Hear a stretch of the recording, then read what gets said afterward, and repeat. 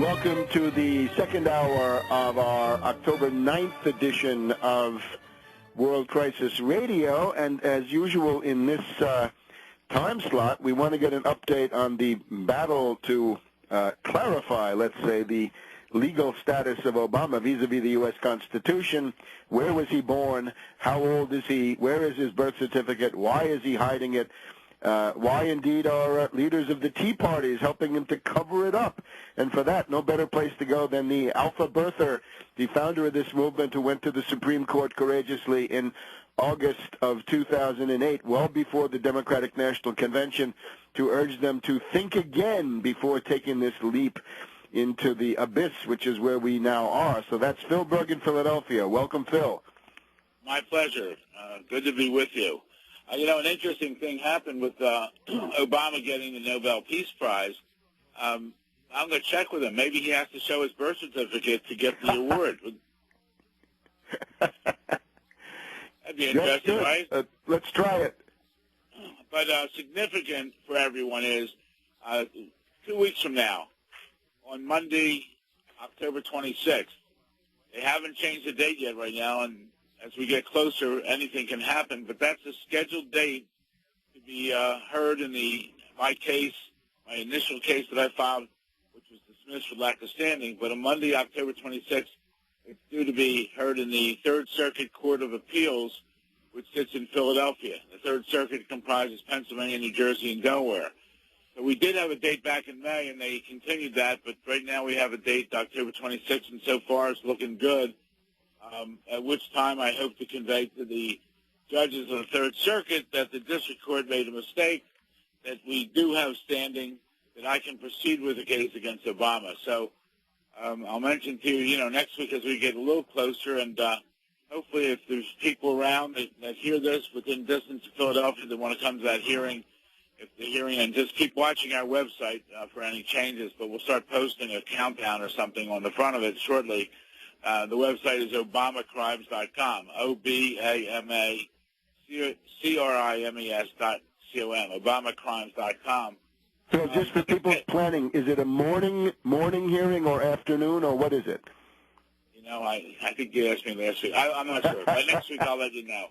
I'll give you the exact time and the courtroom, but I believe it's probably in the morning, but I'll give you that next week. Or we'll have it posted on our website. Please post it, and also the address, and maybe also if you have that, what is that, SEPTA, the subway system, how you get from Union Station to there, how you get from the airport to there, or how you drive, where you can park.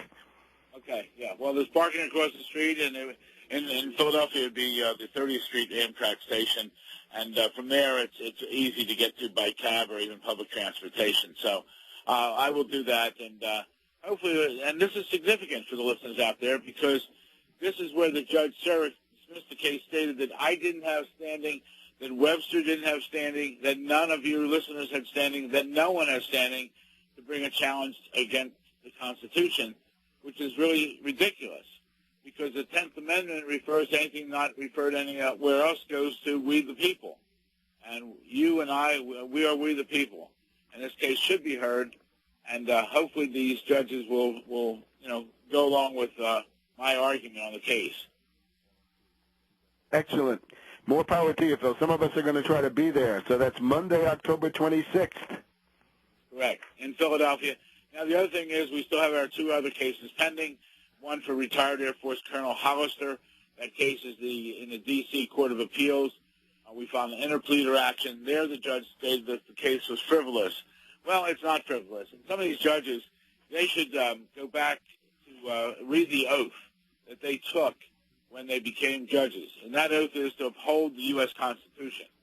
So what we are asking for is the same thing, to uphold the U.S. Constitution. And I think it's outrageous, some of these judges' decisions on this case. Also, the other case is the one with the where we filed for the False Claims Act case in stating that my belief is Barack Obama is an illegal alien. His real name is Barry Soetero, his adopted name. He's never legally changed it since then, and therefore everything he has signed and done since that time is void or voidable. Perhaps that even voids his, if I'm correct in my case, maybe it avoids the Nobel Peace Prize. He won't get the $1.4 million if he can't sign with his real name. Yeah, I think that we should. You know what? Maybe I'm going to draft a letter to the award ceremony. They're asking to verify his correct name, his correct legal name, and how old he is, because we know nothing about him. And if he can't do that, he should not get this award. That's the Norwegian Nobel Committee, I think, that picks the Peace Prize. Some of it's done in Sweden, but this one I think is done in Norway. So send him an email by all means. Yeah, the interesting thing about that was he was nominated, I think they said 13 days after he took office. I mean, yes. How ridiculous is this, you know? I'm going to do a whole segment on this in a minute, but I'd leave that a little bit later. But, Phil, on Monday, October 26th in Philadelphia, in the Third Circuit, the U.S. Circuit Court of Appeals, who will be arguing against you? I have the name. It's some local attorney in Philadelphia, unless they bring someone in from Washington. But it's a lawyer for Obama. It's a lawyer for Obama, yes. I see. That's really interesting. So Obama's paying to hide whatever is there. He has paid over $1.6 million. And just think, ladies and gentlemen out there, you don't spend that kind of money unless you're really hiding something. I mean, you can't. It means that he spent his whole Nobel Prize money on trying to keep his alleged birth certificate a secret. That's true, but also we should really find out whose money he's spending. Is he spending his own money? Is he spending campaign money? Is it improper expenditure? This guy has more things to answer, more questions. This guy, you know, I hate even calling him the president. He's more a resident there. But it's really outrageous. It's totally outrageous if you think about it. And to repeat that real quick, that story, I got an email from a lady in Texas who thanked me and related the story that she just registered her nephew for school. And at the end of the proceedings, the nephew asked the principal, "Can I ask a question?" The principal said, "Sure." And the young man said, "How come I have to show my birth certificate to register for school, and Obama doesn't have to show his birth certificate to become president?" And that says it all, ladies and gentlemen. And we're fighting the good fight. I only want the truth. If Obama is a lawful, naturalized citizen, show us the paperwork, I'll go away. But I've been saying that now for 14, 15 months, and he hasn't done it, and I don't believe he can do it. And I think, therefore, this is the biggest hoax ever against the United States of America. And Obama and his crew should be tried by the criminal justice system, and those convicted should go to jail. But stay tuned with me. We need everyone at ObamaCrimes.com. Send it to everyone in your address books. We have to get more and more people involved with this issue, and if you can make a contribution, it's greatly appreciated.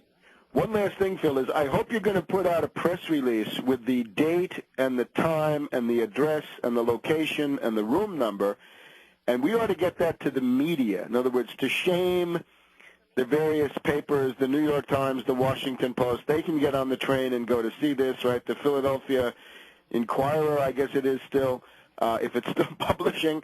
The Baltimore Sun. Come on, guys. Plus, you know, the various television networks, MSNBC and so forth. They've got to be confronted with the fact that this is a real news event with real content.